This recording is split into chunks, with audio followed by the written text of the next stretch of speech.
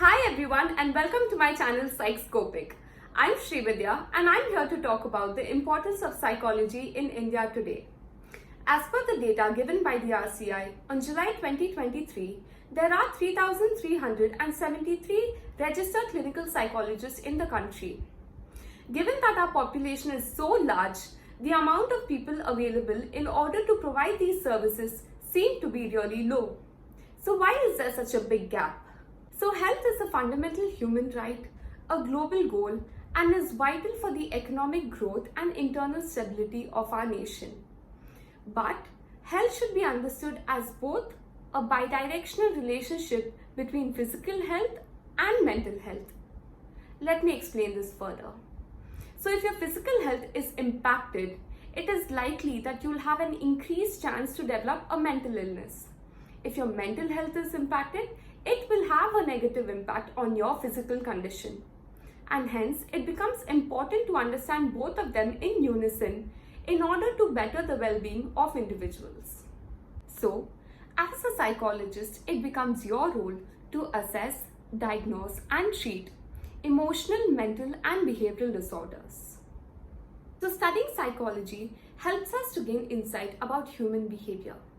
We learn to analyze and understand why humans think, feel, and act in certain ways.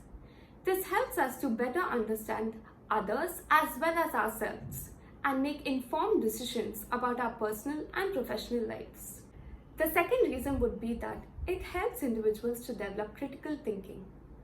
These skills can be developed in the process of studying research studies or in the process of finding evidence and then forming conclusions based on the information which is available to you. The third one is that it helps to improve your communication skills. As we all know, psychology requires you to do a lot of communicating, right? So what you have to do is communicate complex thoughts or ideas into clear, concise, and cohesive ones. So these skills, once developed, can be applied to various other professional settings. It also provides you with various career options in the sense that you can either dive into research, or you can explore the educational aspect of it, or you can go into the organizational aspect of it, or you can practice counseling or clinical psychology in a healthcare setting. So being in the subject actually gives you the opportunity and opens up the way to explore various career options. Another important aspect is that we understand the importance of empathy and the role that it plays in our day-to-day lives. This further helps to develop compassion and an understanding towards others around you.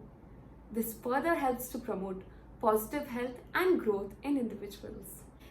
So overall, by studying psychology, you develop a better understanding of mental illnesses. You understand the relationship between mind and behavior, and the way that we feel, the way that we think, the way that we behave, how all of this is related, about gaining more insight into the various kinds of mental disorders which do exist, and about how they can be treated appropriately. Finally, an important aspect that we all should keep in mind is that every individual is different and so are their needs. So while providing therapy or doing assessment or any kind of screening, it is important to see or make that judgment as to which approach will be more suitable for this client or this individual.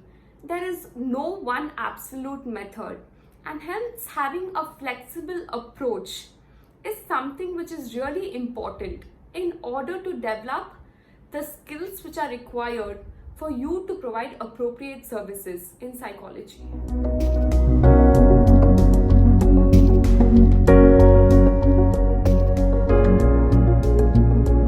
Thank you and goodbye.